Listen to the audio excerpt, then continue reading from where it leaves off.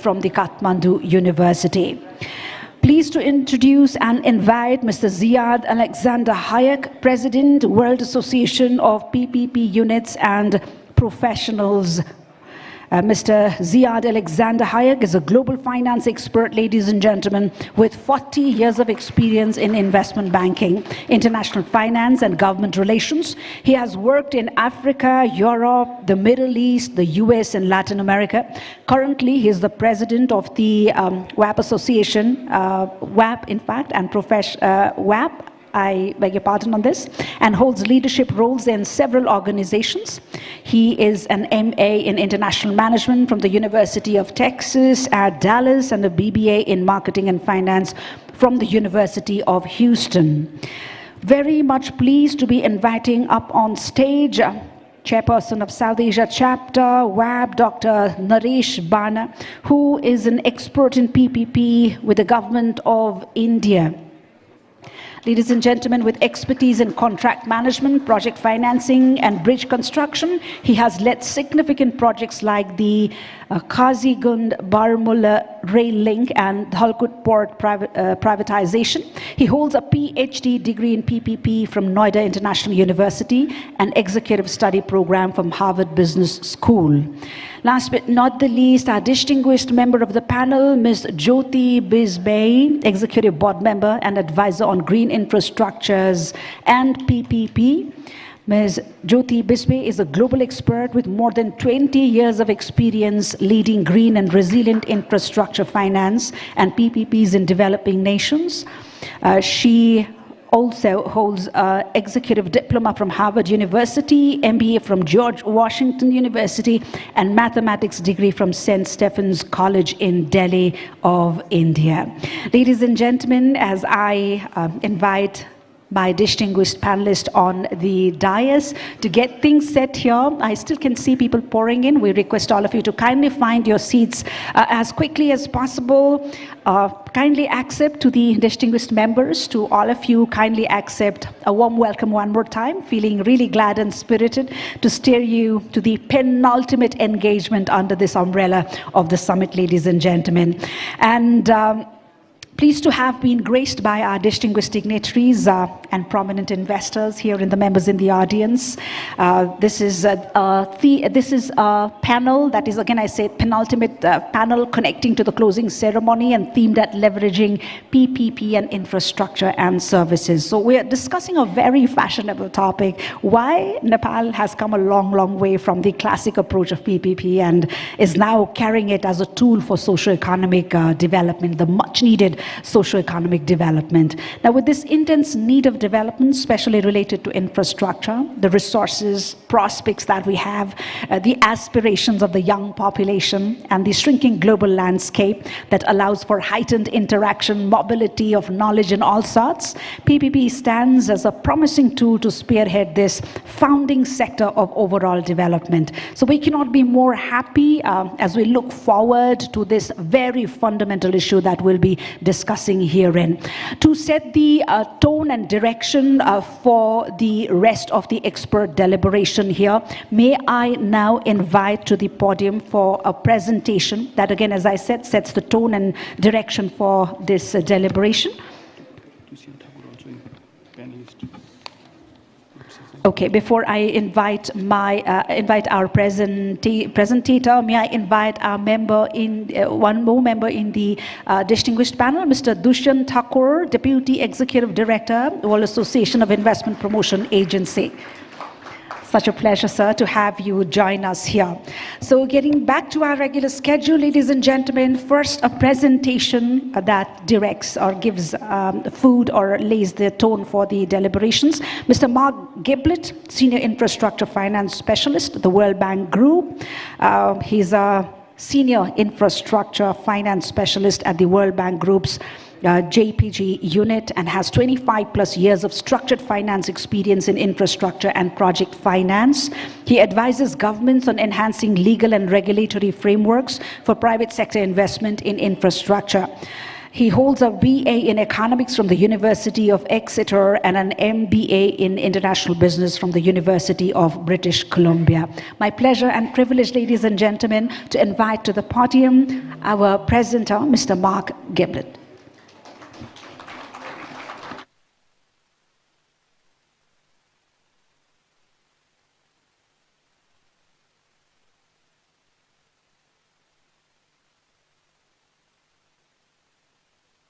On, shouldn't I? There we go.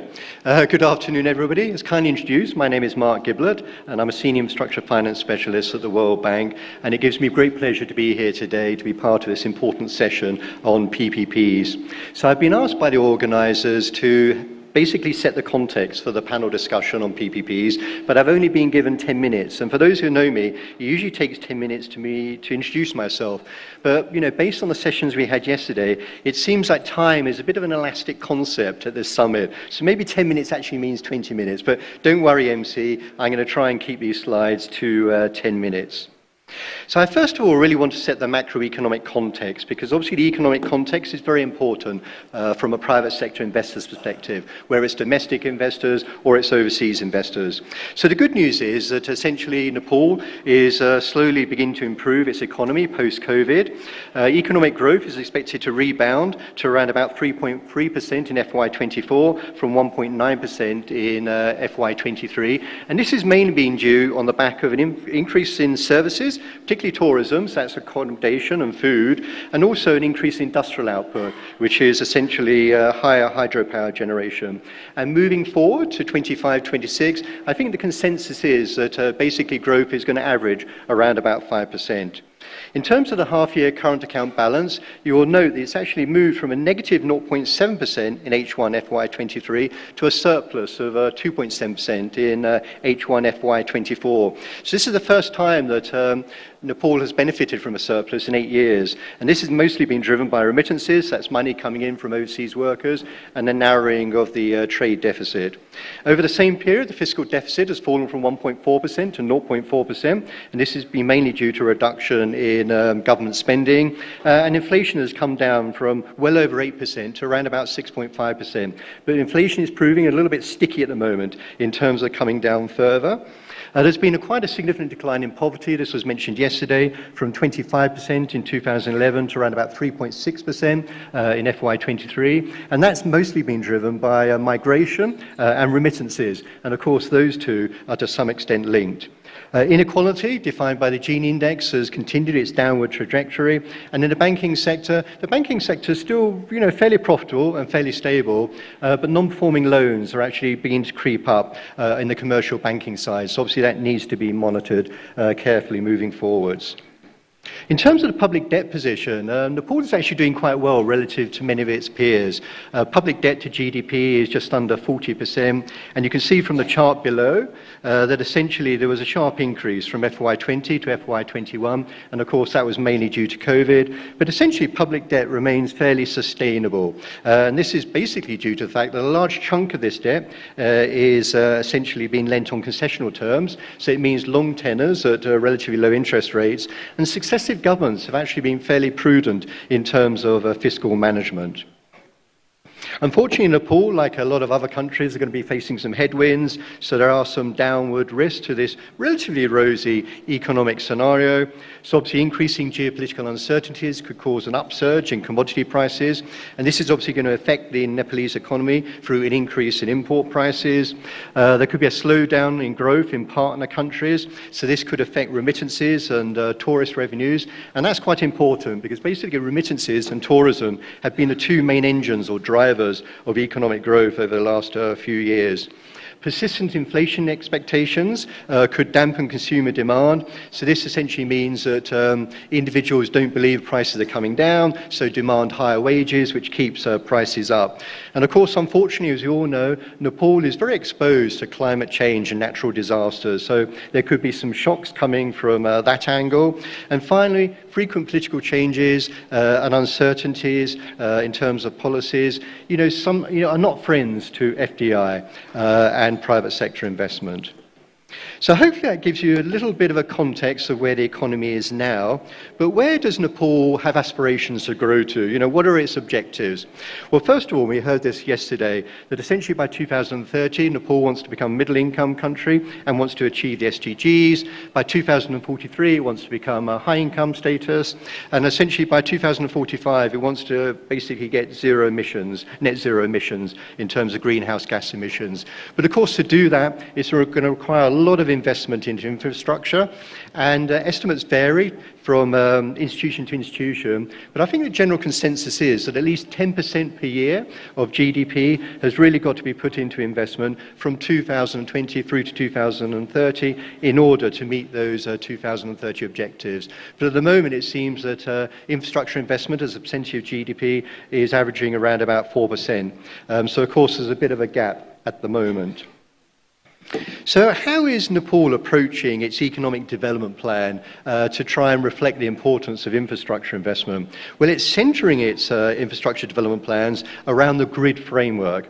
And for those who are not familiar with GRID, I'm sure you are by now, but GRID stands for Green, Resilient and Inclusive Development. And some of you may recall back in 2021, Nepal was the first country to publicly announce that it was going to basically tie its growth strategy to this GRID framework. That was in the so-called Kathmandu Declaration. So as a result of this, basically the government and various development partners have coalesced around this GRID framework and are trying to bring investment into various GRID-related sectors.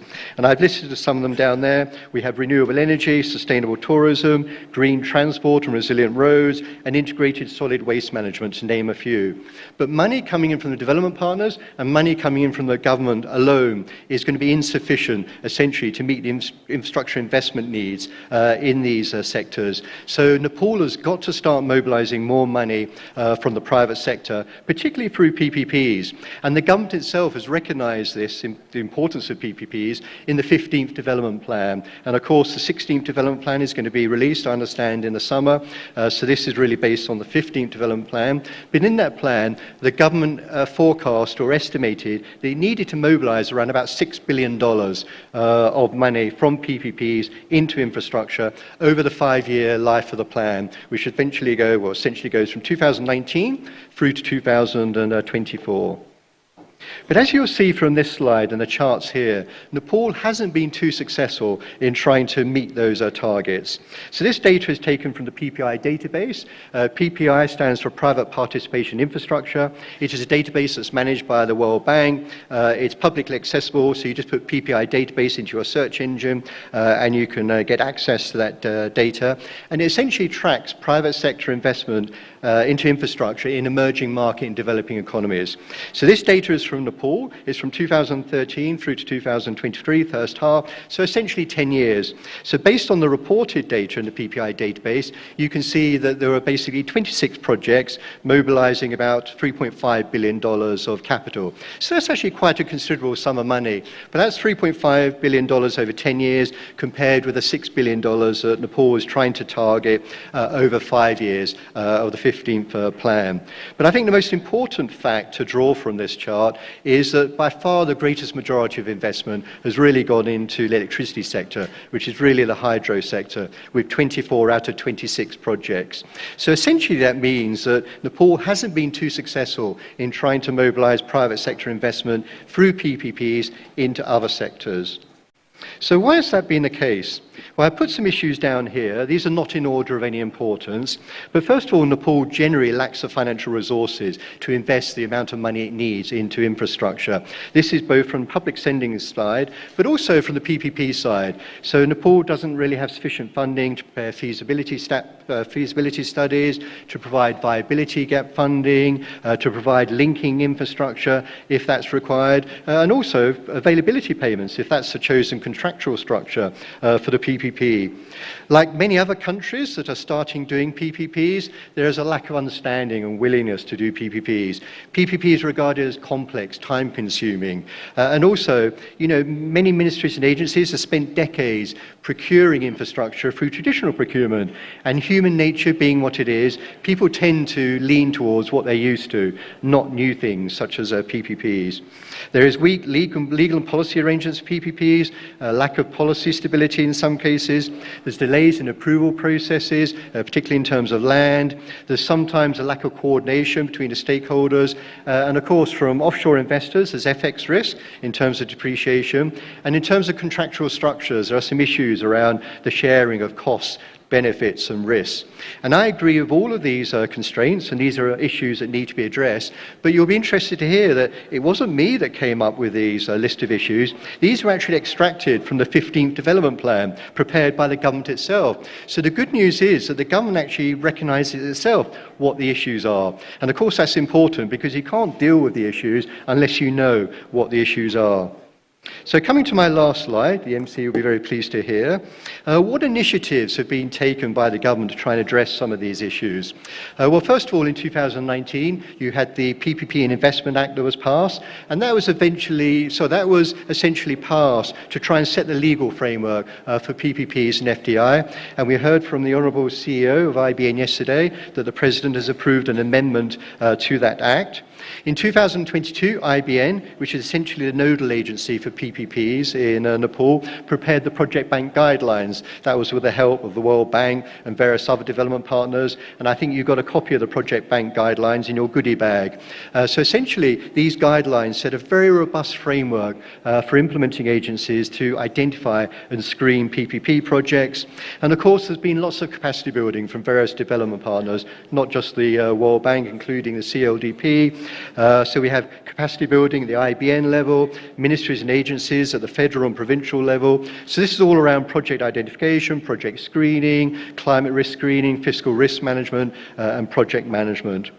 So finally, if you just look at the chart on the right of the slide, this has been extracted from the Benchmarking Infrastructure Development Report that was issued by the World Bank very recently. And as the name suggests, it focuses very much on the benchmarking of infrastructure across countries, focusing on PPPs. So essentially it looks at how robust a country's institutional, legal and regulatory framework is for doing PPPs. And it does this benchmarking across 4 parameters: project preparation, project procurement, contract management, and how well a government handles unsolicited proposals. So you can see Nepal's scores in the middle, and the scores are reflected in the blue band around the outside, and the global average is in the green band, the thinner green band, around the outside of the circle. So you can see essentially Nepal is not doing too badly. It is performing there or thereabouts in terms of the global averages, but of course much more can be done in terms of strengthening the enabling environment for PPPs. Much more can be done to improve capacity building at the federal and provincial level, but much more importantly, more can be done to try and mobilize private sector investment through PPPs into sectors outside of the electricity sector. So that brings me to the end of the presentation. Hopefully I've kept within the 10 minutes, and I'm sure some of these issues and questions I've raised will be dealt with by the panel. So with that, let me hand back to the MC. Thank you very much, everyone. Thank you, sir. Thank you so much for setting the tone for the deliberations just right. I really request you to join us in the panel. Said that, I turn to the session moderator. We have around less than 60 minutes for the deliberation, and that includes the statements from the Honorable Deputy Prime Minister, because this is connecting to the closing ceremony wherein we are expecting some high dignitaries. So without further ado, my pleasure to hand it over to the session moderator. Thank you.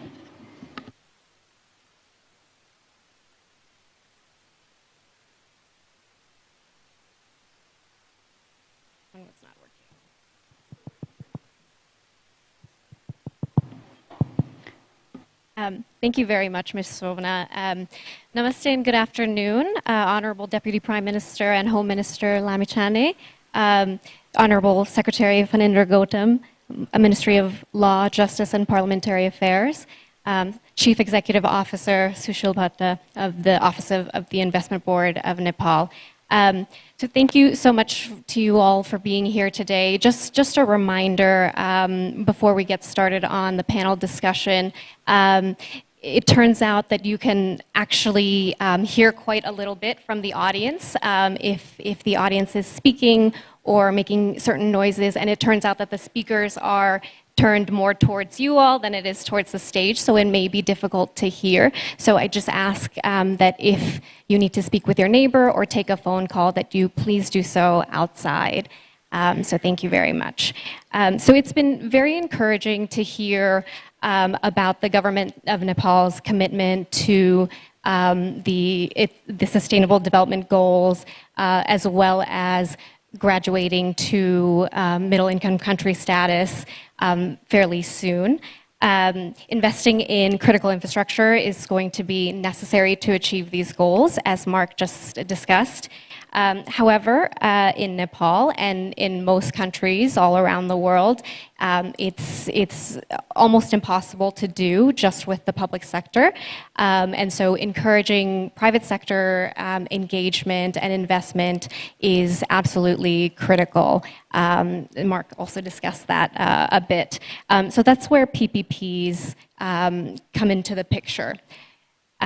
So with that, I'd like to direct my first question to CEO Patta. The government of Nepal, and specifically the Office of the Investment Board of Nepal, has worked tirelessly to design a public-private partnership policy framework to draw foreign investors. Could you please discuss some elements and characteristics of Nepal's framework that may be attractive to foreign investors? And what does Nepal's framework specifically have to offer to investors?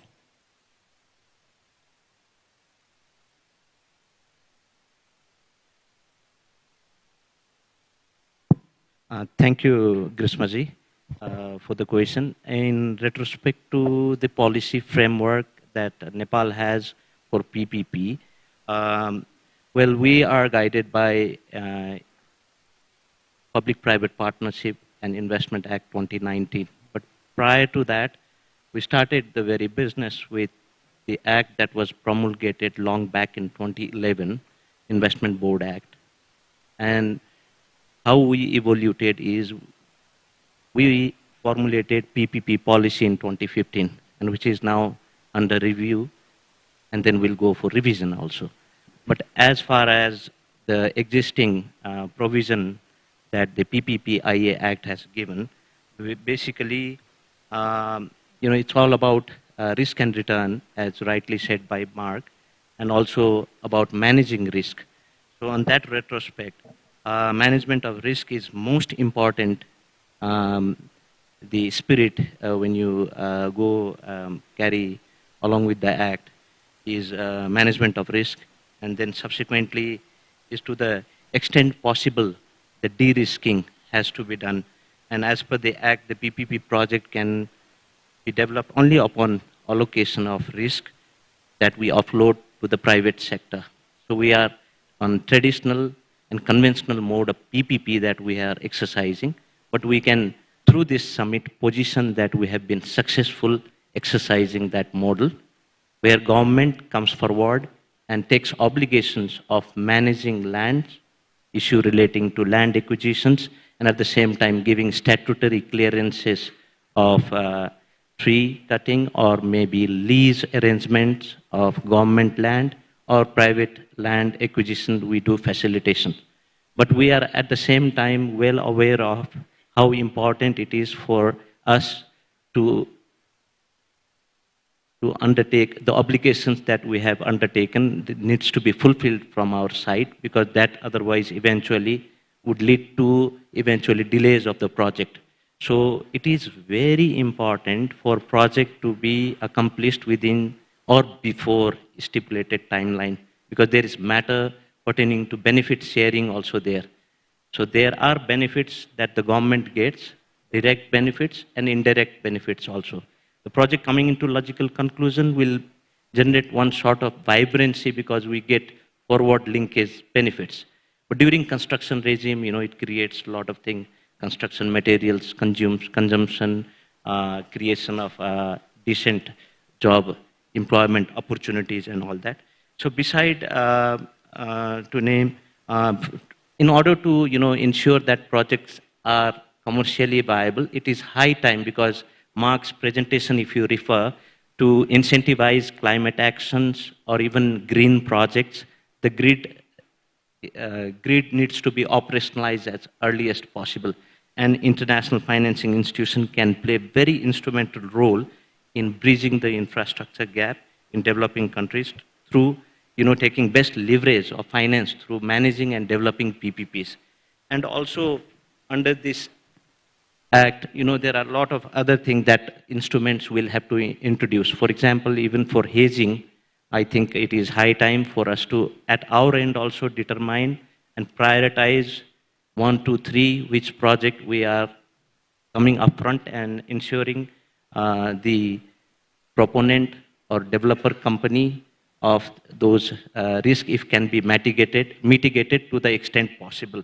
And at the same time, talking about the facilitation of the project, we have been doing our best, because for us, we want to complete those huge critical infrastructure projects, reach out to the market, and most likely you would see investment board in future would go to the market and say, hey, this is our demonstration project. This is the project where we have demonstrated our effective hand-holding, fast-tracking services. So in that retrospect, we have been duly coordinating with all relevant line agencies, and whole as a government, we have been treating ourselves as one-stop. So matters which are under the jurisdiction of the Office of the Investment Board has been very well fast-tracked, and at the same time, we have developed some simple management tool, we say, in order to ensure we have effective coordination mechanism, because we do tag along with the implementation schedule of the developer, and tagging along with that implementation schedule, we have our coordination work plan. So it is well defined which agency has to do what, by when, how, and why. So this much for now. Thank you very much. It's really helpful to hear that the government of Nepal has taken such a thoughtful approach to risk and boosting investor confidence. My next question, speaking of the PPPIA, is to Mr. Secretary Gautam. The Public-Private Partnership and Investment Act of 2019, along with its regulations, established the Investment Board of Nepal as a fast-track agency to execute PPP projects. To further strengthen the board and streamline its processes, the government recently passed an ordinance related to this act. What are the key provisions that were amended or added to the ordinance, and how do you think it could positively impact the outlook of PPPs in Nepal? Thank you for the question. Respected Chair, respected members of the panel, respected delegates, ladies and gentlemen, the ordinance issued by the government just yesterday provides for institutional strengthening of the Investment Board Nepal. In the past, it has to go through the Office of Prime Ministers. Now the ordinance has created ample space for it to directly go to implementation, monitoring and evaluation, coordination, facilitation and other things. Second thing is, there was a dire need to have a permanent secretariat in the IBN. Now the ordinance provides for secretariat with permanent staffs, which is composed of relevant experts of the different sectors. So these are the key provisions the ordinance has brought. Thank you. Thank you very much. Also sounds like a way to elevate the outlook for PPPs here in Nepal. So my next question is to Dr. Bana. Your recent works have included comparisons of PPP legal frameworks in the region. How does Nepal compare to others that you have studied in South Asia? Thank you, Grishma ji. Honorable Chair of the session, and all of us who are assembled here. As far as PPP laws in the regions are concerned, we have quite a spread. And depending on because here we are dealing with public assets, and every government is obliged to not only take care of the interests of the investor, but more so for the public. And accordingly, as per their needs and priorities, the laws have been framed. So, as we look at the map, I'll go in a clockwise manner. And first is Kingdom of Bhutan, Royal Kingdom of Bhutan. They enacted the law in 2017, and doesn't mean that they were not having the PPP projects before. In fact, one of the most successful hydropower project is Dagachu hydropower project in Bhutan, which was proposed through ADB after the Kyoto Protocol and has been a success story.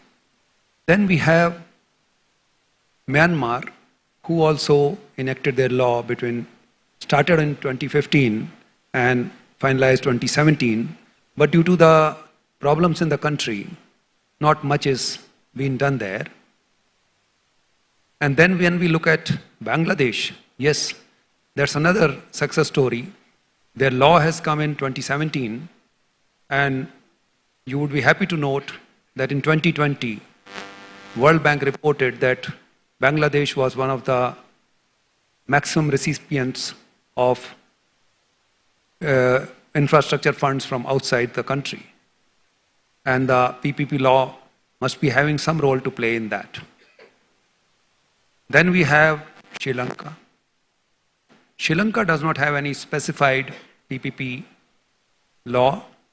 They have their tender process part 2, which is nothing but they have modified their tender process to suit the external investment in infrastructure projects. And accordingly, they are dealing the PPP projects through their existing rules and regulations and arbitration provisions. Then we have Maldives, small country, and as per their priorities, they enacted Special Economic Zone Act 2014, and then to further take care of their requirements, in 2019 they came up with Unsolicited Proposals Act. As far as rules are concerned, they are taking care through their existing legal framework, all the rules, the regulatory part, and also the arbitration if there are any disputes. Then we have Pakistan. They also enacted their law in 2017, and there are specific rules for the PPP with regulators and arbitration procedures. Afghanistan also enacted in 2017, but it is hardly being used. As far as India is concerned, a lot of PPP activity, but there is no specific PPP act. In 2005, Cabinet Committee approved certain procedures, rules to be put under Niti Aayog, and at the central level and state level, there are structures which handle the PPP projects through the model concession agreements and various policies. There are regulators and there are standard arbitration procedures, and one of the largest activity that's happening in the region is because it's a large economy as well. Coming back to Nepal, the 2015 PPP policy has just been reviewed for maybe for applying it to subnational, provincial and municipal level. But the Act of 2019 is quite comprehensive, and as the previous panelists had mentioned, in 2022, they have taken care of many things, the gaps which are there, and today, as I see it, it is well equipped to handle any PPP investment in any sector in Nepal, and maybe, like I mentioned about Bangladesh, Nepal will be the next to receive one of the largest foreign investment. Thank you. Thank you very much, Dr. Bana.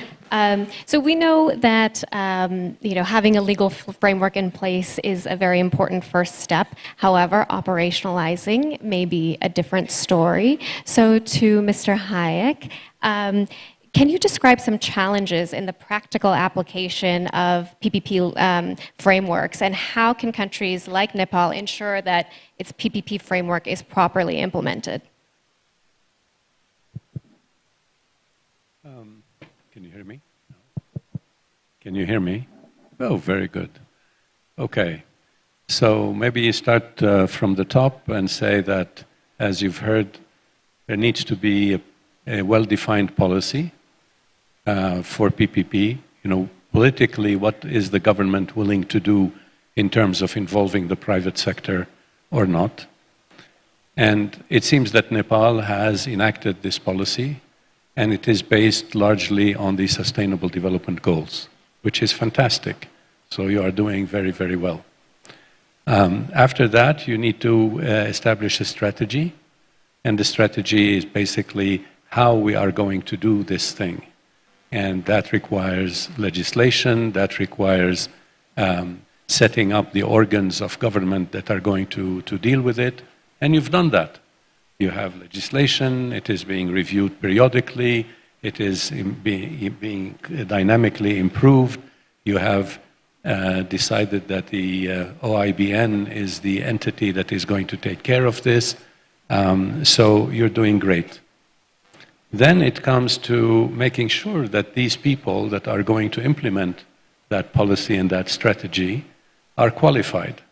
And it is, believe me, not easy to be a qualified public sector PPP professional. I've been there, I know what I'm talking about. Because you need to be able to deal with politicians and members of parliament and prime minister and ministers, and every ministry has its own priorities. And you need to be able to deal with consultants for projects. You need to be able to understand legal issues that are in the contracts. You need to understand financial issues, understand financial modeling. You need to be able to have a big picture of the pipeline of projects, how you're going to prioritize the projects that you're going to implement. You need to know how to deal with investors, local investors, external investors, different requirements. So it is really very, very difficult to be in that position. And I'm very happy that under the leadership of Sushil Bhatta, you have been able to do that. The IBN today, Mr. Deputy Prime Minister, is very well qualified. I know that several of the members of that office have been qualified in CP3P certification, and they have, with the help of CLDP, they are obtaining the proper training all the time. So, again, congratulations, you are doing very well on that. The next thing is project design. So if you have a pipeline, how are you going to prioritize that pipeline?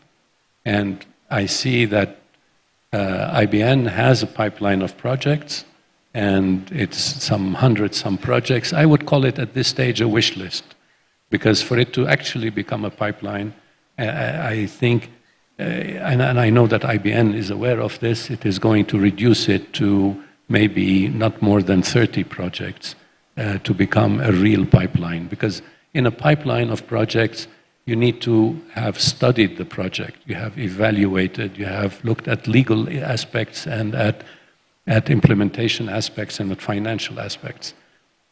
So once you have these projects, and I know that IBN is advanced in that regard, the question becomes one of making sure that the Ministry of Finance is comfortable with that pipeline. Because it is very important, the Ministry of Finance eventually has to be able to provide support. Investors are going to look for support. And whether a certain project goes on balance sheet or off balance sheet is going to be also an important factor. Investors have their priorities. Investors are not going to spend much time on a country unless it has a pipeline.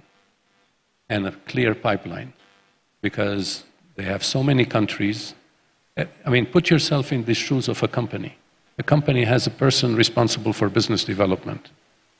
This person is going to look after, let's say they give them the responsibility for Asia.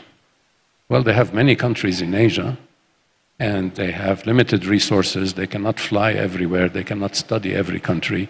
They have, indeed, countries are competing for investor money. And so Nepal needs to be in a position that it can compete and therefore present the investors not with one project, but with a pipeline of projects. The investor says, if I don't win this project, there's another one coming down the line, and maybe I get the second one. And in that sense, Nepal is doing great, because you have the hydropower project pipeline, and you have several projects. So you are a very attractive country for investors in hydropower. Question then becomes, how do you make that investment in hydropower benefit the economy as a whole and not just the budget of the government? And I will come back to that. Perhaps if there's more time, I will discuss that. There are two things more I would say, and I'm sorry, Grishma, if I'm talking for too long. One is stakeholder support, public support. Public is always wary of public-private partnership. Many consider it to be privatization light. And many people are against privatization, and they feel that PPP is a little bit like privatization, and you're giving away the assets of the country to some rich people. And this is not true, because in privatization, you are selling assets. In public-private partnership, you are building new assets that didn't exist before. You are creating new jobs that did not exist before. And that's the importance of PPP. So, but the public needs to be made aware of that. There needs to be a communication campaign, and this is not just once. This has to be repeated on a regular basis for the public to understand that PPP is a valid thing and they buy into it. And finally, politicians. Politicians are the most difficult. So why do I say that? Because it is very, look, I said how difficult it is to be a public, to previous experience, absolutely. Oh, you do? Okay. I can imagine. So I said how difficult it is to be a PPP staff member in a PPP unit, because you have to know all these things. And you get CP3P certified. And to get CP3P certified, maybe you need to study for like 4 or 5 months. Well, you know, the minister doesn't have time to study for 4 or 5 months to become a PPP specialist. And the prime minister has even less time. The deputy prime minister has no time. So, you know, you need to be able to tell you need to be able to sort of work with the politicians on the important aspects of PPP. Normally what happens in countries is they say, I want you to build an airport on PPP basis. And the PPP unit says, yes, Mr. Prime Minister. And after 6 months, the Prime Minister says, where's the airport? They say, oh, but you know, we're still producing the tender document. What? You are producing the tender document? I've given you 6 months. You haven't built the airport yet? Get out of here. And they change them. And people resign or they get changed. And this is yet another problem to be wary about, is the change of staff, is lack of continuity. PPP is about infrastructure, is about long-term planning, and therefore there needs to be continuity throughout. I will stop here. I'm sorry, I talked too much. Thank you very much, Mr. Hayek. So my next question is to Mr. Thakur. I want to build off something that Mr. Hayek just said. As a representative of the World Association of Investment Promotion Agencies, and with extensive experience in attracting investors to infrastructure development and services, what are the key factors that drive private sector investment in emerging economies like Nepal? Thank you. Let me make 5 specific points here. The first point actually comes from the presentation that we just saw. Nepal has been amazingly successful in hydro.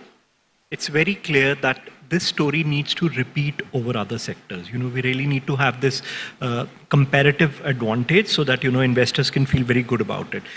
Sectors could be like tourism or connectivity related to tourism, skilling, more specifically within hospitality, aviation, healthcare.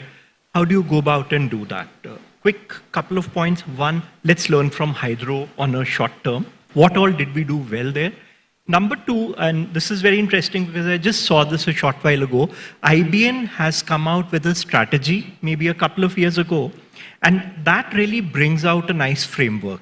So that would be my first point, actually bringing out the competitive advantages in a few other sectors. The second point, and again, it's a no-brainer, private companies are there to generate revenue. They're really for stable, predictable, and satisfactory returns on investments. So it's clearly the financial returns, but now, more interestingly, it's also the socio-economic impact. If some of you guys were there for the case studies yesterday, nobody talked about how much money we made, but everybody was talking about the jobs created, the new roads which were laid out, the economic progress which people were making. So that would be my second point, which is basically the economic returns. The third point, and I think it's been talked about enough, which is the stable regulatory environment. So the one thing, and this is directly, I've dealt with a lot of investors in different sort of roles, but the one thing which they really hate is inconsistency of policy. Now, this, in the case of infrastructure, becomes even more important because all of these projects will take a really long time to really come up. So that's again something very important. I think the PPP policy framework, the ordinance, and all of these things are great steps in that direction. They will give investor that confidence that all the right things are being done. Sectoral policy and sectoral reforms are equally important, and for that, it's also important to really have regular engagements with investors. Hear from them, bring out the things that they want. On a long term, that's only going to help you, more and more. My fourth point is going to be, again, we've talked a lot around risks. Not go into it, but I'll give 2 quick examples. One, again, we have, sir sitting here next to me. He's an expert from India. But in India, when you looked at the road projects, there was the hybrid annuity model or HAM model which was introduced. So what was the thought behind it? The thought was, can we give singular risks to each entity instead of giving lots of risks to a single. Now in this case what you'll see happens is that the construction risk actually goes to the developer and the traffic risk will go to the fund which is putting in the money into it. So it just makes a little risk averse. Second example is, I had been a part of an institutional mechanism for resolution of issues in large infra projects, essentially the PMG mechanism in India. Now, when we've analyzed projects and the issues which come up, the three key things which came out. One was the forest, wildlife, and environmental clearance. Second was land acquisition. Third was right-of-way issues. Now, learning from these things, now what is being done, if you have to do a new road or a rail project, you actually are doing almost 70% of land acquisition before you actually, bring that project out. Now that's really hastening and making the projects much faster. So that's another thing. The last point is going to be, the whole facilitation and hand-holding. What do you need here? You need, the consolidated investable projects. And, as you see in the summit, the whole focus is on projects. The second is on hand-holding the investors through the investment life cycle. So you essentially need the PPP piece and need the investment promotion agency piece. And that's a factor which I would say Nepal is very, very strong. I work with investment agencies of more than 100 countries. In most of those cases, maybe in US you might have economic development organizations, but in most countries it is an IPA which then takes on a PPP function. In the case of Nepal, it is a PPP entity which is additionally getting the investment functions, but becoming a very holistic sort of a thing. So I would again say that, it's a great future. I can really see a lot of, more money coming in, and congratulations to government of Nepal for organizing this amazing summit. I'll just stop here. Thank you very much, Mr. Thakur. So, building off of something that Mr. Thakur said to Ms. Bisbee, during the summit, and as Mr. Thakur just mentioned, we've heard of Nepal's great success in the hydropower sector and hydropower PPPs. So, how does Nepal's success in the hydropower sector indicate its readiness to implement large-scale infrastructure projects in other sectors? How can Nepal leverage its success in the hydropower sector to complete projects in other areas? All right, thank you, Grishma, and thank you for having me here. It's really nice to be here in Nepal and meeting you all. So I think there are a lot of good points made by the other panelists, and I don't want to repeat them, and completely agree with all the points. And I think the first thing we all need to really say and admit to ourselves is Nepal has been doing hydroelectric projects since early 1900s. And that we have to say that Nepal has a capacity and has the expertise, and not only for itself, but also to really share with other countries. And recognize that expertise, that Nepal has been able to do such large-scale hydroelectric projects. And if we start from that point of strength and say, okay, what have we done well? What can we learn from that?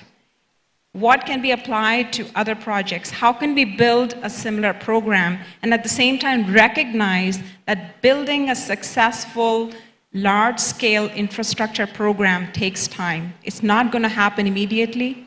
It will take time, and you have to build legal framework, institutional capacity, stakeholders, market, and political commitment to think long-term. And it's really important to admit and really say to yourself that Nepal has done it. We can share this. We have overcome a lot of difficulties and challenges, and we are at this point where we have successfully engaged other countries in exporting energy power.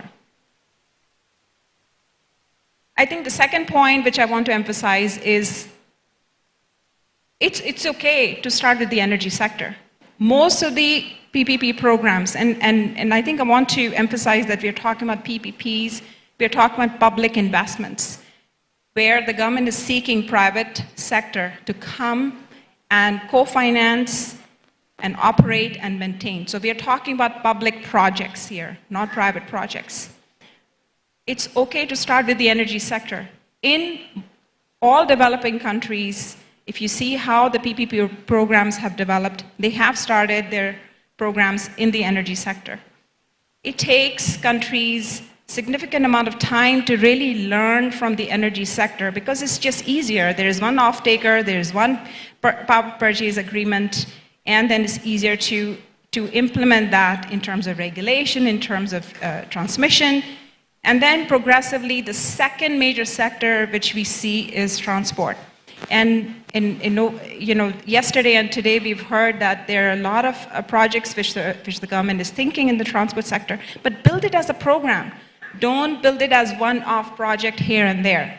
Just like the energy sector, where the market signal is there that the government is going to be developing the transport sector over the course of next 10 years. So market can really establish itself, the contractors can build, the financiers are ready, and then eventually the country needs to move on from the DFI-based financing to market-based financing.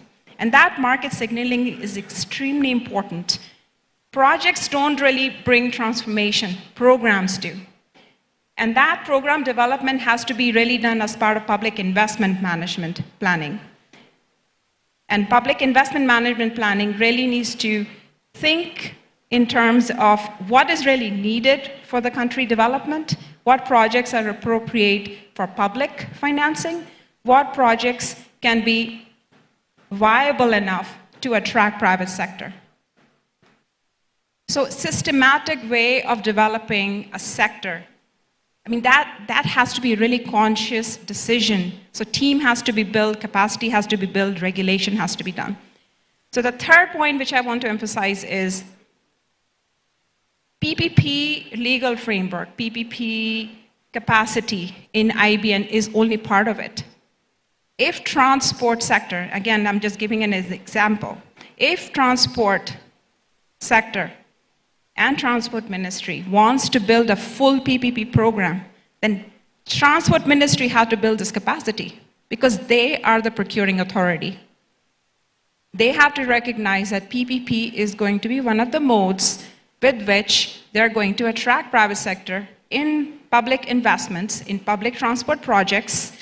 So they have to understand how private sector works, how they need to do contracting, whether they have the regulation to adjust the tariffs for toll roads or for tunneling, whether they can be signatory on a lot of these projects, whether they are at the national level, whether they are at the provincial level, at the city level.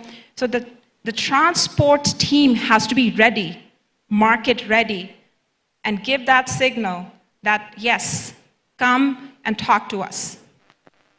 So think of all these sectors as a program, not as projects.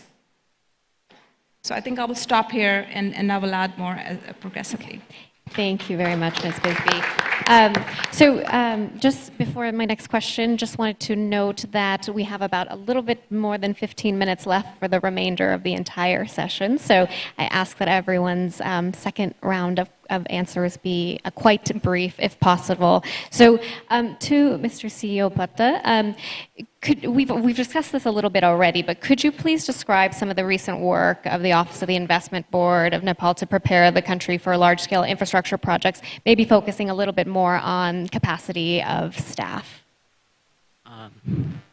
Well, in regard to some of the work that Office of the Investment Board has done is, we are totally guided by PPPIA Act, and it was very important for us to have a strategic plan backed by business plan. So we do have this plan document and sort of detailed action plan framework is available, and which has actually generated a lot of business for us. And the 4 verticals or pillars of strategic plan is project development and management, investment promotion, institution development, coordination, collaboration, and partnership. So these 4 pillars has been very instrumental for giving us a guideline how we operate our business within the office, and it has ensured office to operate in result-based framework. And so our projects which are under our purview are in different stages of development. Some on construction regime, around $4 billion US, where probability of realization of these projects are very important, and very important in the sense before stipulated timelines. And at the same time, these projects are being de-risked also, because we have been facing problems there, but those problems have solution. And we have been coordinating very closely with our relevant partner line agency, and we've been getting good support, but now we'd have to expedite more on issues relating to land acquisition, or be it issue relating to peace and security, or be it issue relating to management of explosive, because we do require those, and those are complex. And I've been also reporting in regular to Honorable Deputy Prime Minister, who's Minister of Ministry of Home Affairs. So we have been reporting and getting good support because IBN does believe in enhancing its credibility and at the same time boosting morale and confidence of our valued investor. Now coming to capacity, I am very thankful to CLDP, World Bank for helping us prepare project bank guideline, because we have mainstreamed very beautiful tools like project screening analytical tools, value for money analysis framework, and project lifecycle cost analysis framework. But we would be needing more capacity for our real practitioners within our office ecosystem, and not just there, but we'd have to sensitize and give needful required orientation to our staffers from other government line agencies as well. So this is very important. Now coming back to the project development production pipeline that we have started is totally based on the merit and the standard that we have developed. That is PPP project pipeline. We do identification, screening using those tools which I mentioned earlier, and we select those projects, do ranking, and do prioritization. So those projects which are showcased for expression of interest, with call for expression of interest, are projects which were selected following that guideline. And at the same time, there is a lot more to do in capacity development. But what we have said with the respected legal secretary was just mentioned. Now the Office of the Investment Board would be able to hire investment cadre. So we will make sure when we train our people, they are retained. So, and they are capacitated to the extent that they can absorb knowledge, utilize knowledge, and the knowledge is preserved also within the institution.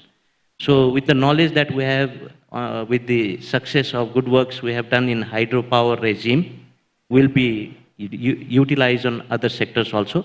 But it is very important for us to have, let's say, sort of a master plan approach. If we want mass transport solution, be it clean transport or railways or EBRT, it is important first we have to have Valley Integrated Transport Master Plan, which can help us prioritize which section are we going to start first. Not that we will go start with all the sections. So these have been well communicated to our apex planning body. So I'm sure there will be more effective coordination in days ahead, and we'd be able to take forward projects from transport sector also. On road, yes, we are well aware of the success model like HAM, and on that, Department of Road is doing good work, and we would see that in near future, maybe in another 3 months, we may have road shows, or as I said earlier, maybe some shows may be required for us to demonstrate our good works also. So thank you. Wonderful. Thank you very much. That is all really, really wonderful to hear, as we know that enabling IBN and the staff there is critical to, and taking ownership and accountability over the process is absolutely critical to attracting investors and for the successful implementation of PPP projects. So with that, my next question is to Mr. Hayek. It is generally easier to attract investors to commercial projects like express highways and hydropower through PPPs than to social projects like education and health. How can governments increase the bankability of social sector projects to meet national targets? Thank you. I will answer this, but I'll be very quick to add to what Jyoti was saying about the hydropower, because I think it's very important. Selling hydropower by itself is good, but it's like selling a commodity. Nepal can add value to that hydropower before selling it. And therefore, what I see is Nepal being the data center of the subcontinent. Nepal can invest in data centers. Sam Altman of OpenAI, which is the company behind ChatGPT, has said that compute is going to be the currency of the future. It's not Bitcoin, it's not US dollars, it's compute capacity. And Nepal is ideally placed to be a world player in compute capacity. So I really encourage the government to think about this. And there are other ancillary issues like all industries that have high usage of electricity. Thank you. But to answer your question specifically, I really think that the way to attract investment is in Nepal is not by doing large projects only. It's good to do large projects, but you have a pipeline of 120 projects and you do 5 projects a year. It's going to take you 24 years to do these projects. This is not development like it should be. You need to do small-scale PPP projects at the municipal level, at the regional level, not only in Kathmandu and Pokhara, and you need to do it in small towns across Nepal. And the way to do this is to transform the work of the PPP unit from working on projects to working on programs. And if you work on programs, then you can replicate these projects and use standard documentation. And there's a lot more that I would like to say, but I know you're constrained with time. Thank you very much, Ziad. So to Secretary Gautam, the public-private partnerships are fundamentally a network of contracts between parties. Private entities enter into agreements with the government for projects after carefully assessing risks and potential rewards. What challenges does the government face in developing PPP projects in Nepal, particularly in adhering to the terms and conditions of project development agreements between private parties and the government? Thank you very much. Different laws in Nepal have provided formidable protection for investment, either within domestic or foreign. But of course, there are challenges. Most of these legal provisions have been well reflected in the project development agreements, which is a very comprehensive document, well negotiated with the relevant parties, which afford, I think, full protection to the investment. But again, there are certain challenges. Some procedural delays are there, some regulatory approvals and other things take time, and to some extent, there are problems in understanding what actually the matter is all about. So, my observation is that we are learning by doing, and I think in the days to come, definitely we will be an attractive destination and provide full protection as envisaged at par with international level. So towards these directions, some recent amendments have been made in this ordinance also, which again affords protection to the investment and overcome the challenges and difficulties. Thank you. Thank you very much, Secretary Gautam. So the next question is to Ms. Bisbee. We have heard about the Sustainable Development Goals and the urgency. How have PPPs been used as a tool in other countries to reach Sustainable Development Goals? All right, Grishma, thank you for this question. And I personally feel this is really the most important question. Why do you want to do a project? Why this investment is needed? Why you should come and invest here? That why is the most important question to the citizens of any country. And that why determines the target, the key performance indicator, the payments which are made to the private concessionaire, the structure of the project, the duration of the project, the risk sharing of the project, everything is based on that why.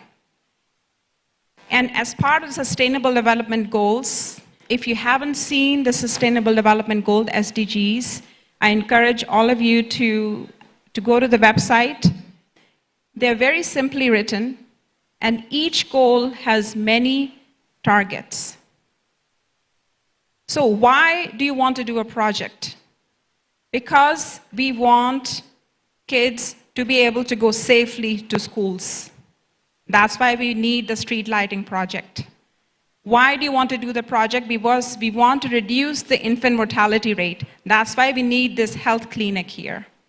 We want to increase the level of education in this particular town. That's why we need this high school, this secondary school. Why do you want to do this project? Because we want to reduce the commuting time so people can go to work and then contribute towards the economic development of the country. That's why we need the metro project. We want to reduce the pollution. Nepal has nationally determined contributions, which is to reduce greenhouse gases, for example. That's a target for Nepal. And those targets have to really transcend into the projects, the design of the project, and that has to transcend to the contract and the risk-sharing arrangement, the private sector. So SDGs are extremely important because it goes to the fundamental need of that particular project. So I encourage, really going back to my first point of a public investment management, that public investment management right from the beginning should include SDGs as to determine what kind of targets does the country want to have in the short term, in the medium term, and in the long term. Thank you very much. So along those same lines to Mr. Thakur, the sustainable finance market remains an important source of capital for investment in sustainable development goals. What are some pools that Nepal can tap into?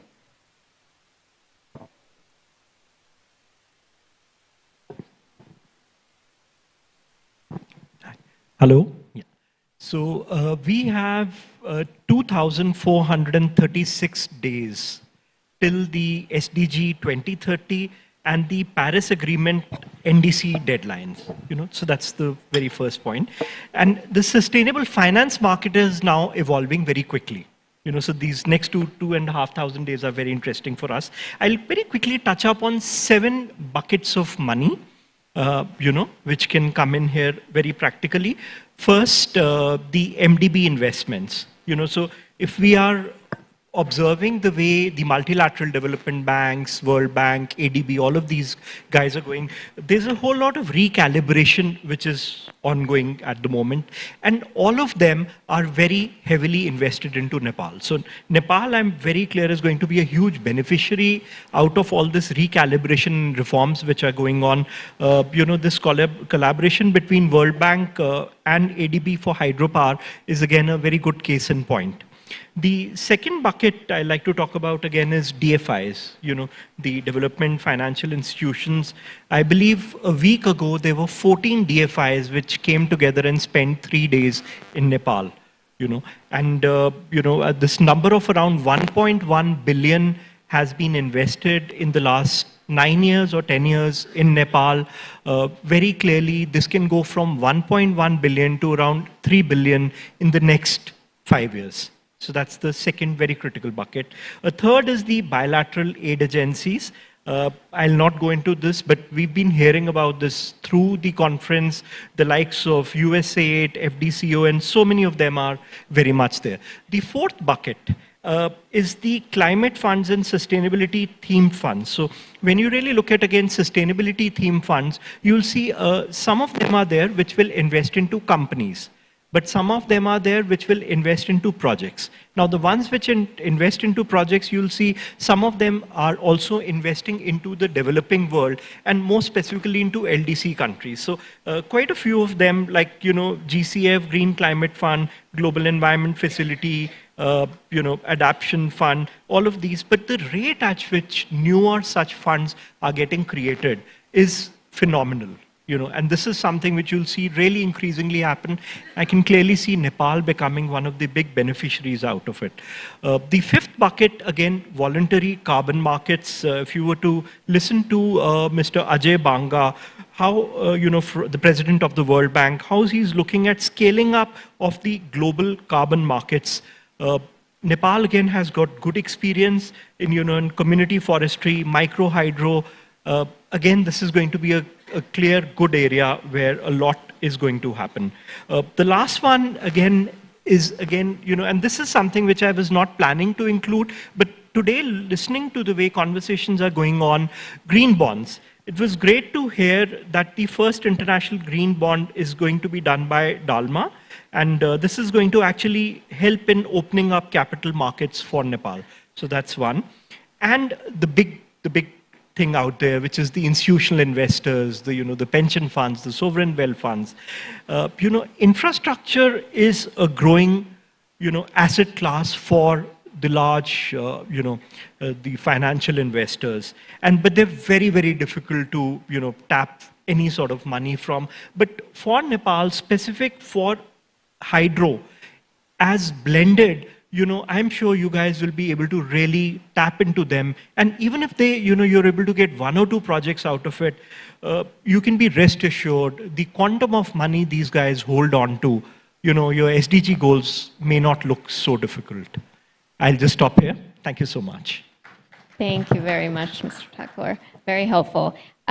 So speaking of financing, I'd like to turn to Dr. Bana. So for any PPP investment, it's important to assure investors that their investment is going to be protected, obviously. One of the best ways to do that may be through sovereign, sorry, what am I trying to say? So could you please talk a little bit about that and how they've been handled in other countries? Okay. I will quickly touch upon that. Firstly, why do we need guarantee? Because like in our day-to-day dealings, when we undertake certain things, when we put our money, we want the expected return. And in this case, in case of infrastructure projects, it's not happening tomorrow, as my fellow panelists have said. These are long-term contracts going 15 years, 20 years, 30 years. So an investor, particularly when the money is coming from outside a country, they look at assurances in terms of their money providing them the return of investment which is expected, and also protections. Now, there are 2 types of risks which primarily appear similar, that is country risk and the sovereign risk. The country risk is nothing but the payment history, how a country has been paying.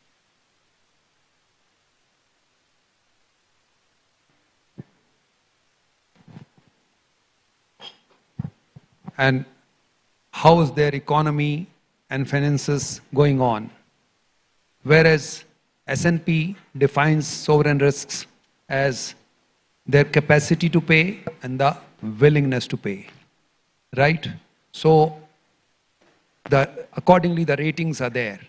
And in this part of the world, many of the international creditors, and as ADB says, the risk profile is not so investor friendly. So what is to be done in that case? The investors, not only the external investors, but domestic investors also seek guarantees. And those guarantees could be the sovereign guarantee in form of state support. That is first option.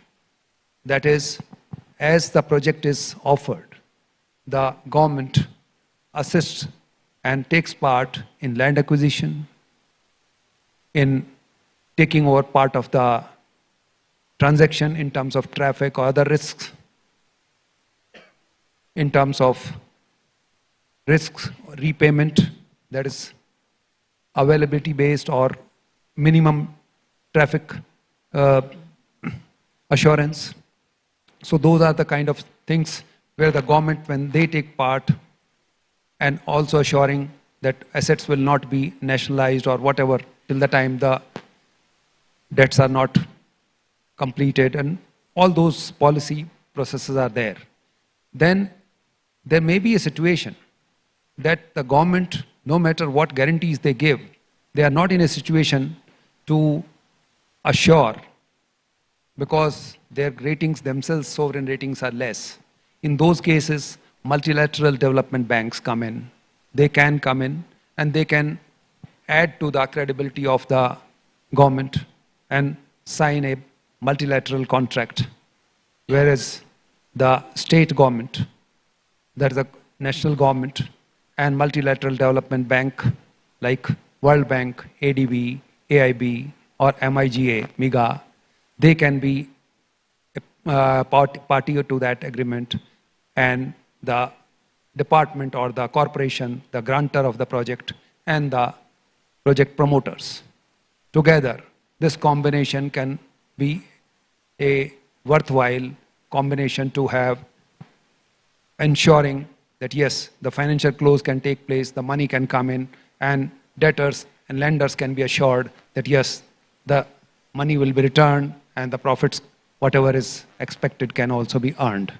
So the sovereign guarantees are nothing but assurance to not only to investors but also to public that yes, when the asset is created, it will also perform to its life, and the economic activity which is expected will happen.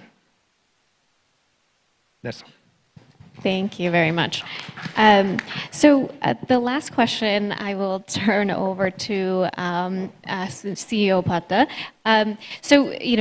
During this summit, we've had the government has issued lots of expressions of interest for various projects and sectors such as energy, transportation, drinking water, and tourism, which has generated considerable excitement. I'd just like to give you the final word on how IBN plans to advance under the PPP model these projects, and how is IBN facilitating the process as well. And thank you for the question. They're almost like a 20-plus project for which expression of interest has been called. So we say it showcasing for call of expression of interest. So we are waiting, and we're giving them a reasonable time as prescribed by our Act and rules. And the procedures are vividly mentioned in the regulation. So we have to abide and follow what is already prescribed there. Once within 45 days, those interest from potential capable proponents or prospective developer companies are lodged, we will go through evaluation. We'll most likely, at this juncture, look into the financial and technical capability of the proponent, and we will shortlist those companies. But meanwhile, it has added a lot of work to us, and with all relevant line agency, like for sanitation, relevant line agency, with be it a case of road, with Ministry of Physical Planning and Transport, for energy, which are below 200 megawatt, those hydropower projects with Department of Electricity Development through its line agency. We will work in coordinated and very integrated approach, and we will ensure that we move ahead following fundamental and principle. So that will itself maybe require more level of experts, because we may have to work out on risk aspect and ensure that we prepare a good RFP. So all work that has to be done so as we are able to structure project properly, and not just to the level of drafting a quality RFP, but also drafting and structuring the PDAs for those projects. So project under the jurisdiction or mandate of IBN are just 12 in numbers. On that, we'll be guided by our Act and rules. And for others, there are relevant Act and rules that each development-related line agency or subsequent their implementing agency already have. And with that retrospect, we would move ahead with this. And I would want to say there were few projects for market sounding. So we were wanting to have feedback of our quality and audience. We were seeking feedback on that also. So most likely, once we have database, we'll communicate each one of you and try to seek your good, noble suggestion, which we can incorporate and make sure project is attractive. And at the same time, as Banaji has said, we will reach out to MDPs for their support also, how we can incentivize those projects where climate actions are there. And at the same time, how we can de-risk project. And also, maybe we have been talking about VGF, but there are things like VGL, viability gap lending sort of an arrangement, or we see how our genuine private investor have an access to global financing institution for consistent loan. So that's why earlier I was mentioning greed. I think we are awaiting to have strategic action plan and which will generate business for private window. And I only want to limit myself talking about private sector and at the same time private expenditure framework. Thank you. Okay, thank you very much, Siyawata, and thank you to all of the panelists for your very insightful answers to the questions. At this time, I'd like to turn it back over to our MC, Ms. Shovana. Thank you so much. It's been a sheer delight to see, and we couldn't have ended all the intensive deliberations any better. And this intense and enriching session pretty much sort of sums up the things that applies to almost all the sectoral discussions we have had in course of the summit under this umbrella, ladies and gentlemen. So much grateful we are for the expert perspectives, thoughts, and the recommendations. And special thank you for being so candid in sharing your knowledge and perspectives.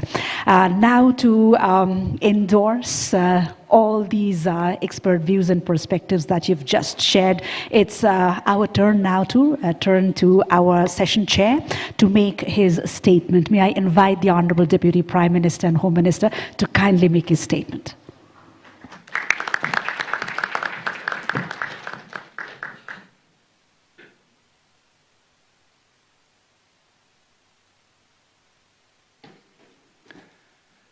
Excellencies, distinguished ladies and gentlemen, I think I have gained a reputation of being straightforward, and I get a lot of comments and charges on that, especially not being so diplomatic. I think this time I'll keep it, and then I would like to be very straightforward on a lot of, questions and queries that has been raised in this forum.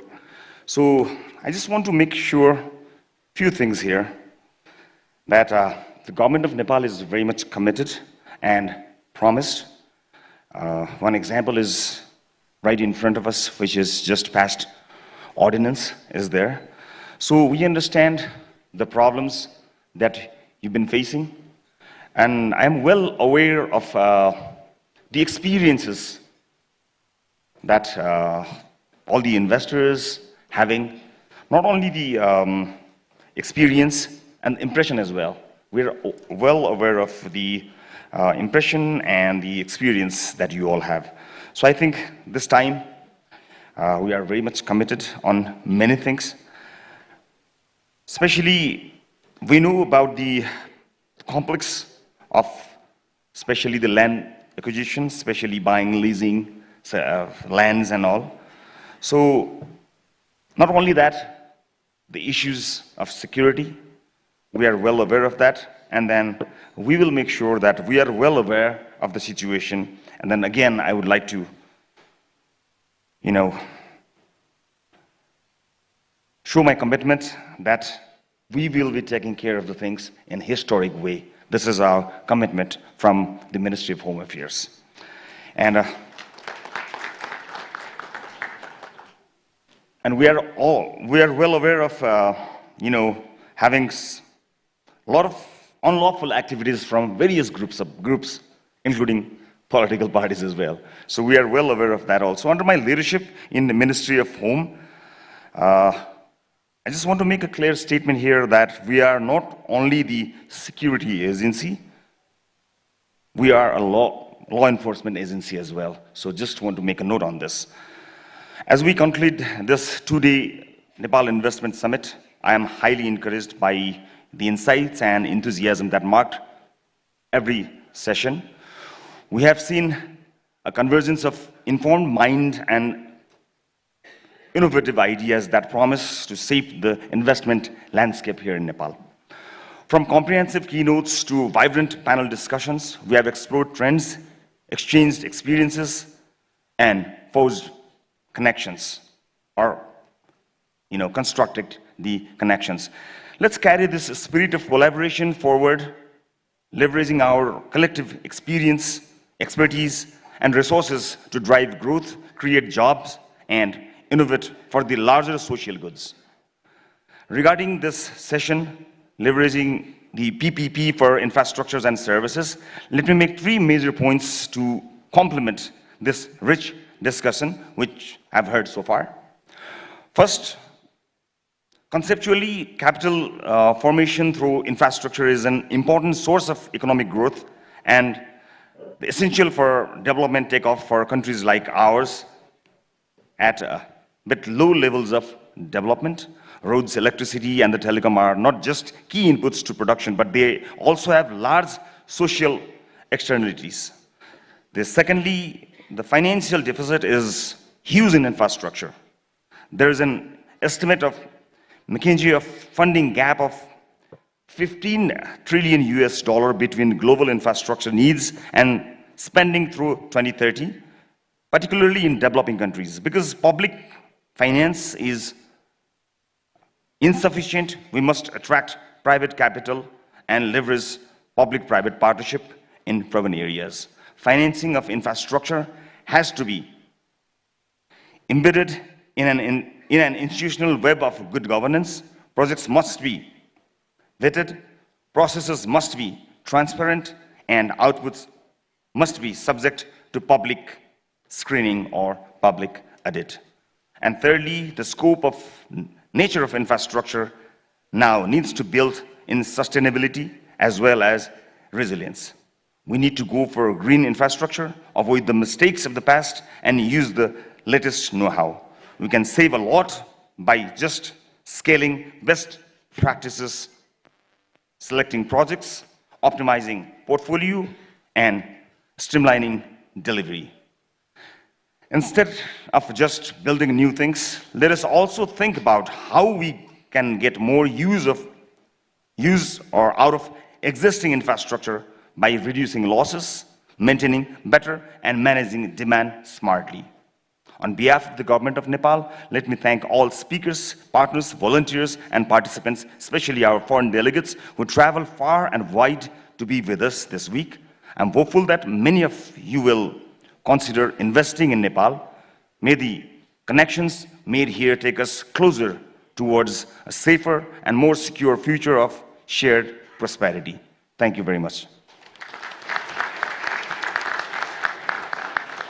Thank you, Honorable Deputy Prime Minister, most importantly for gracing us at this very, very important juncture of this summit, and a special expression of gratitude for the emphasis that you laid on shared prosperity. Thank you so much. So, ladies and gentlemen, we are now approaching the very, very concluding moments of this penultimate engagement of the activities under the summit's umbrella. However, we are very, very much looking confidently forward towards heightened engagements that would foster collaborations and partnerships amongst many, many partners, old, new, and emerging ones who are represented in this hall. It's with a lot of delight and gratitude that we extend this audience, this distinguished audience, a note of gratitude. Thank you so much for turning up. So as we come to the closing moments of this penultimate panel, allow me to share a few concluding notes. As I already said, this panel is coming from some intensive deliberations and reflections that held in course of 12 panels that were held under this umbrella on the second day of the summit today. We also had 2 important plenaries and many, many side events and high-level engagements in the sidelines. So, as I said earlier, and I reiterate again, most of the expert recommendations and the reflections that came from this forum is applying and is again a reflection of all the suggestions and the aspirations shared in majority of the sessions. The emphasis laid by our distinguished panelists, namely on strengthening capabilities, setting priorities, strategizing policy plan and programs, setting up apparatuses accordingly, emphasis on systematizing development approach, and above all, political commitment surely has been, we believe, noted by the concerned side, and the Deputy Prime Minister himself has already endorsed on this. Thank you so much one more time to the distinguished members in the panel for your invaluable and candid inputs, which certainly is going to be very, very pivotal in the days that we foster collaborations ahead, and is also adding a lot more impetus to our efforts and enthusiasm. Said this to extend our gratitude for leading this panel, and to the panelists, may I invite the Chief Secretary of the Government of Nepal, Dr. Baikunta Aryal, up on stage, please. This is first and foremost, presenting a token of appreciation for the valuable time, the guidance, supervision, and the solidarity extended by the session chair, the Honorable Deputy Prime Minister and Home Minister, Mr. Ravi Lamichhane.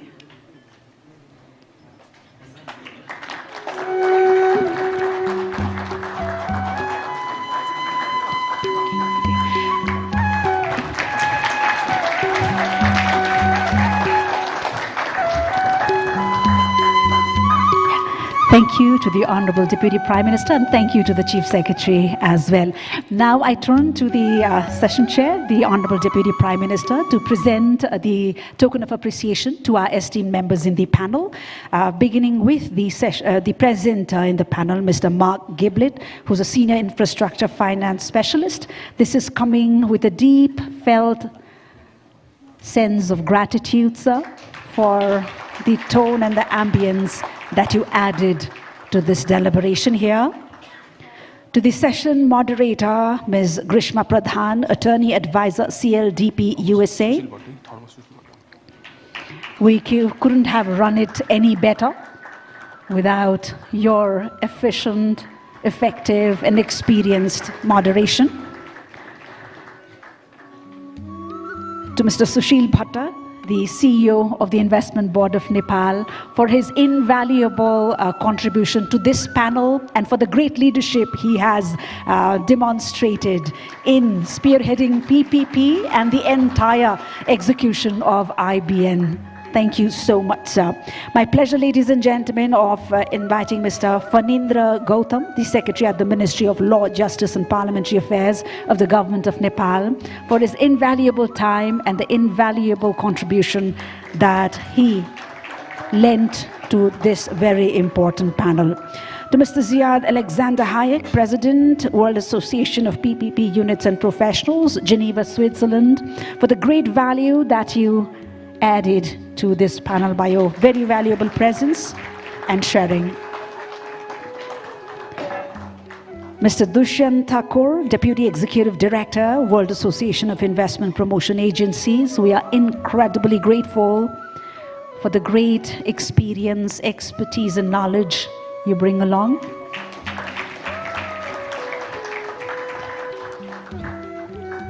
To Dr. Naresh Bana, Chairperson of South Asia Chapter, WAP, and expert in PPP of the Government of India. And to Ms. Jyoti Bisbay, Executive Committee Member and Head of Partnerships, WAP. It was a great value added. Your inputs, your insights certainly were noted with high regard, ma'am. Thank you so much. And with this, may I request the panelists to kindly take center stage for a quick photo opportunity with the Honorable Deputy Prime Minister.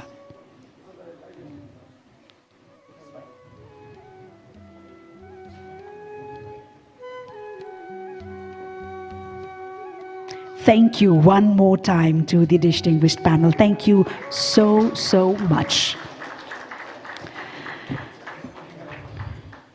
And I turn to the members in the audience. Thank you so much for your for all the support, the great gestures, the spirit, enthusiasm, and vigor that you bring along. Trust us, that is the basis of the drive that we get to steer everything around as we look forward to heightened collaboration and cooperation in the days ahead, because the goal is about shared prosperity again. So that, ladies and gentlemen, this is connecting, this session is connecting to the closing ceremony, which will be graced by the former Prime Minister of Nepal, Honorable KP Sharma Oli, who will be joining us in about a few minutes. In the meantime, let me request all of you, if you are using the headsets or earpieces that have been availed for the interpretation services, kindly deposit it back at its respective station before you leave. So we are, ladies and gentlemen, moments away from the closing ceremony. As we get the stage set, we request you to kindly bear with us for a few more minutes. We shall begin the formalities upon the arrival of the Honorable Chief Guest, who is almost here and will be joining us in a matter of a few minutes. The closing ceremony would not take long. It's just a small ceremony when we will be apprising you with the outcomes of the Nepal Investment Summit. I'm sure you all are looking forward keenly towards that.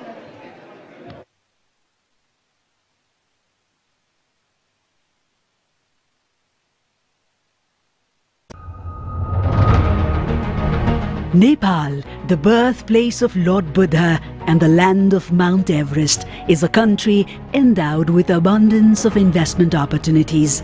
Nestled between two fastest growing economies of the world, India and China, it offers an unrivaled potential for trade. With aspirations to become a middle-income country by 2030, Nepal has opened its doors wide to private investments, including foreign direct investment. Dive into the vast potential of Nepal's investment landscape, spanning across multiple sectors. In energy, an abundance potentiality in hydro, wind, solar and biomass remains untapped. With spectacular scenery, rich heritage, diverse climate and warm hospitality, the investment avenues in tourism sector include hotel, adventure, sports, spirituality and MICE. On infrastructure, investors can explore their opportunities in cable car,